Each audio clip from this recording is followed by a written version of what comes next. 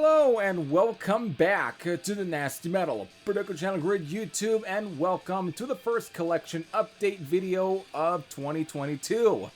I have plenty to show here, and it's mostly stuff from at least gotten around Christmas time to even stuff that I picked up at a Recycled Records in Reno. So without further ado, I got plenty to show.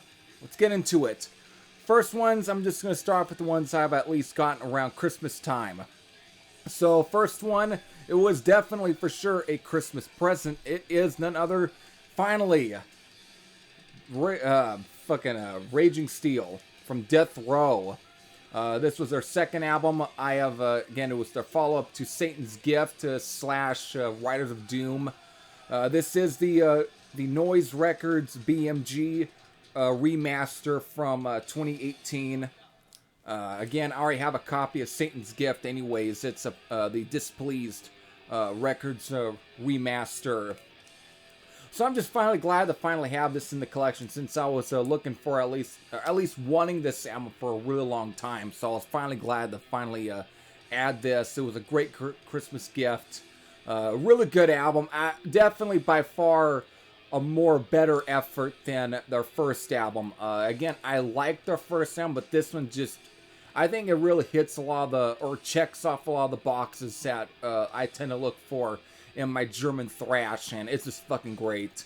So definitely was a step up for, I would say, for Deathrow.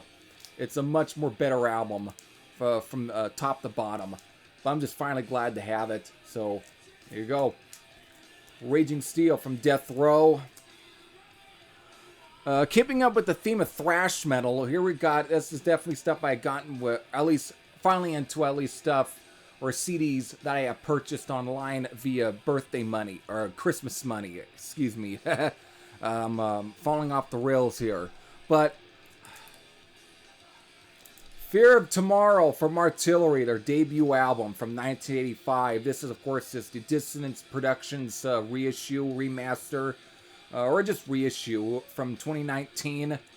Finally happy to have this in my collection. All I've had was a CDR copy for a long time, because trying to find copies of this album, at least physically, was not easy, and it's still what wasn't easy for a long time. The Metal Mind, I think, remaster from years ago was becoming super hard to get a hold of. So, and the Axe Killer pressings were so hard to get a hold of. Originals were fucking hard. So, I couldn't add this officially in my collection. So I'm finally glad to, bought this off of Mad Rush Media along with the next one that I'm going to show. But I'm just so glad to have their first album in my collection. Of course, I don't have a whole lot of other albums anyways. I don't have any of the other Artillery albums in my collection. But this was one of those I just wanted to have, because of I had listened to this album a lot on the internet and everything. And I mean, like YouTube, you know, and CDR. So I just wanted at least to have a real copy of this album in my collection, because this is easily one of my absolute favorite thrash metal albums. Just a great fucking album from top to bottom. So, finally glad to have Fear of Tomorrow from Artillery. Again, there you go. Finally, again, just like I said, I bought the Artillery album along with this one from Mad Rush. It is, again, adding more to the U.D.O collection. It is Time Bomb from U.D.O. This would have been his, I think, his fourth album here, solo-wise. Again, coming after Face This World, and of course, Mean Machine, and then Animal House. This, of course, would have been right before he would then, in a way, kind of would disband U.D.O. and then would, or at least rejoin Wolf Hoffman and stuff for those Accept albums in the mid-period of the 90s, before then restarting U.D.O. with, like, Solid, and into, you know, what I'm going to show next. But, again, this is the Nuclear Blast remaster from 2000. As you can see, it's a digipack. Just a good album. Nothing bad to say. It's U.D.O. It's just solid German metal. And, again, with Udo Dirkschneider's, at least his iconic voice and everything. just his trademark howl and everything, just in great shape. It's a fucking good album. So there we go. And again, to end off at least the U.D.O. and the Christmas stuff here is, of course, Holy from U.D.O. This would have been the album after No Limits, and then Solid, and of course, again, Time Bomb. It was from 1999, and this is an original 1999 CD copy on Nuclear Blast. Bought this off of Discogs. In great shape. Really good shape, actually. But it is really, and also really good fucking album, too. Again, it's just, again, U.D.O. Dirkschneider really continuing that sort of accept style German metal, and I think this is up there as some of the best albums from U.D.O. It's just fucking great. So I'm just finally glad to have, of course, Holy. Again, whenever I get a chance, I'm gonna keep adding more U.D.O. into my collection. So I'm just finally glad to have those two. So there we go.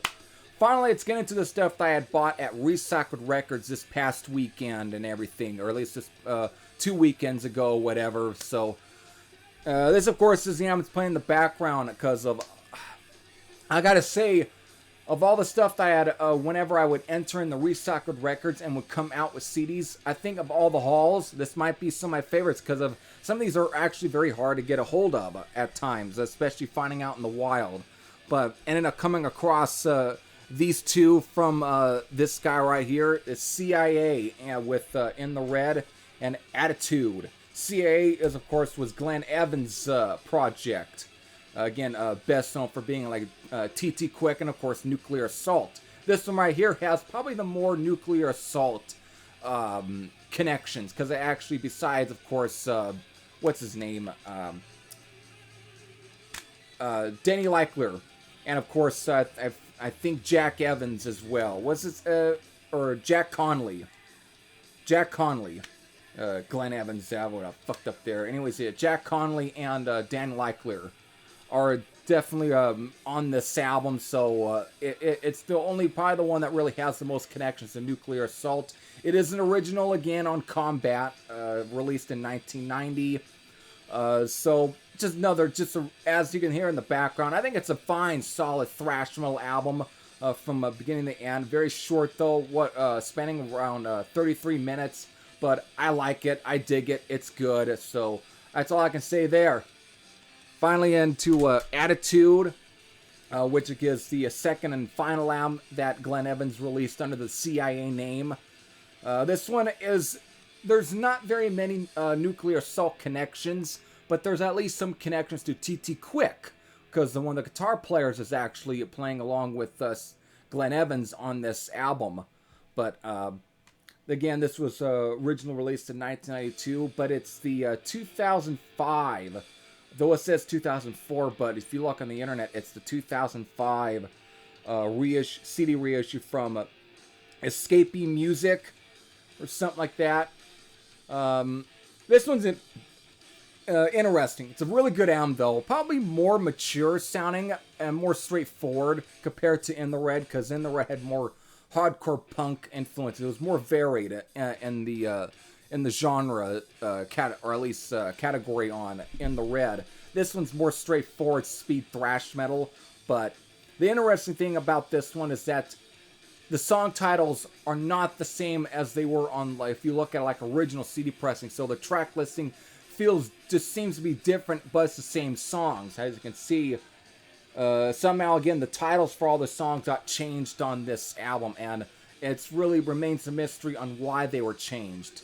But apparently it was remixed for this version. So who knows? That might have been Glenn Evans' whole idea. That might have been what he did. Either way, it's Attitude from CIA, and it pretty much rounds out basically everything he ever did. So, and I found these all, again, all these two at Recycled Records. So there we go. I'm glad to have them anyways. So there we go. Finally, into some more German thrash. You don't find these guys' music out in the wild all the time, but it was their last album, and it's the only album that ever was distributed in the U.S. But it is Nothing is Sacred from Grinder. Again, this is a original Noise record / BMG pressing from 1991. Solid album. Again, I found this, it was marked for 15 bucks, but I think that right now it's the cheapest you can probably find this. And in fine condition. But solid album, though. This is usually considered everyone's least favorite Grinder album, but I don't know, I enjoy it. Is it the most amazing thing? Not really. But is it good or enjoyable? Yes. So I think it's a fine, solid thrash metal album. I would say Grinder might be the most British sounding thrash metal band to come out of Germany. Because, again, it's not your typical Teutonic German thrash, even though there's a little bit in there. But mostly I hear, bands like Slammer and Zentrix and Acid Rain, those kind of bands in the sound on here. Death Wish, those kind of bands. Hydravane. I can name out many. Virus. You can hear that more in Grinder's sound on, especially on this album right here. But it's good nonetheless. I dig it. Artwork done by Andreas Marshall, who also did the artwork for the 2 U.D.O albums. It's really cool. Really good stuff. Nothing bad to say about this one. Here we go. Moving on to... Again, for some reason, this band's music is always also hard to come by in the wild here in the United States, but found it there for a really good price and in really good condition. It is a Eve of Dawn from Loudnes, as you can see. It is a Canadian CD release on E1 / Frostbite. Back in 2012, even though it was originally released in 2011 in Japan. But again, it was released in Canada in 2012 and might have seen even American distribution too. But again, you don't see a lot of Loudnes albums a lot in the wild. So whenever I see Loudnes 2, I'm just going to pick the albums up. So there we go. Is it a good album though? Is it since...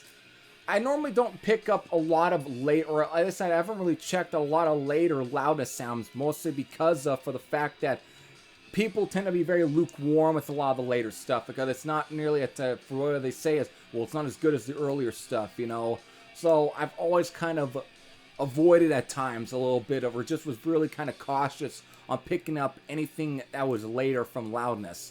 Well, this was the only thing that was interesting in Recycled Records the day that I went in there. But I decided, so I was like, fuck it, for $8, really good condition, let me pick it up. And you know what? For at least the first 8 songs, this is really good. It's a really good fucking Loudnes sound. Probably the heaviest I think they've ever released. It's definitely metal.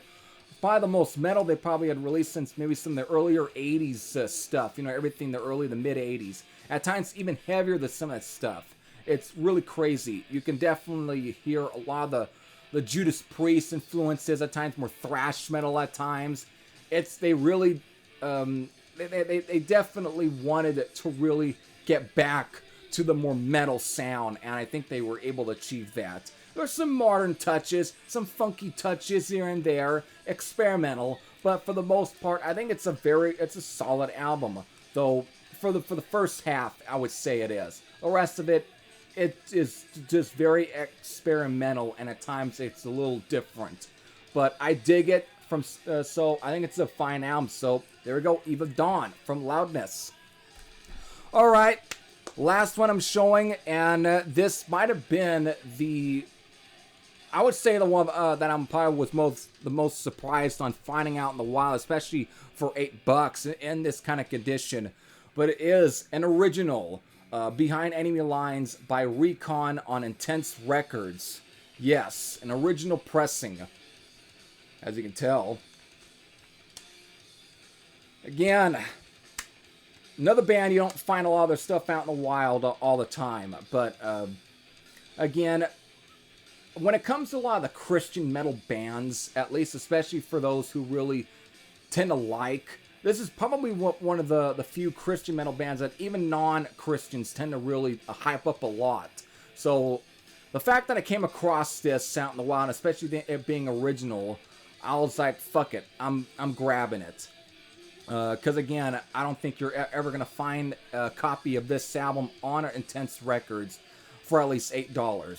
I don't think you'll ever will. So it's one of those where it's, I guess the all the stars and everything had to align, because people want 20, 30, or 40 bucks. At times maybe 100 for at least this pressing of Behind Enemy Lines. I mean, every time Scott Waters has this album reissued, it always ends up being very limited, and that's probably because of the distribute, or at least though for those who actually hold the copyright for this album, who holds the rights to this.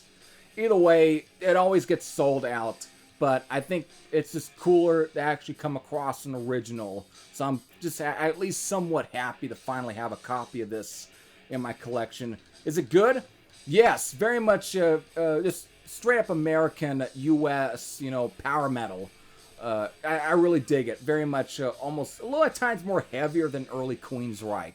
It's almost at times bordering in that sort of almost Fate's Warning, Crimson Glory type of sound. So it's more Hellstar at times. It's just that U.S. power metal, and I think it's a very solid album. Production is at times very raw, but kind of fits the album because it just makes it heavy. So there we go. So finally glad to have this in my collection. So there we go. There it is, folks. There is the New Year's Metal collection update for 2022 here on the Nasty Metal Productions channel here at YouTube. If you have any thoughts on any of the albums that I showed in this video, you can, of course, post your just your thoughts and everything on everything that I showed. If you have any thoughts, again, in the comments section. So with that, I hope all of you enjoyed. This is Heavy Thrasher saying I'm out, and I'll see you all later. Take care, everyone.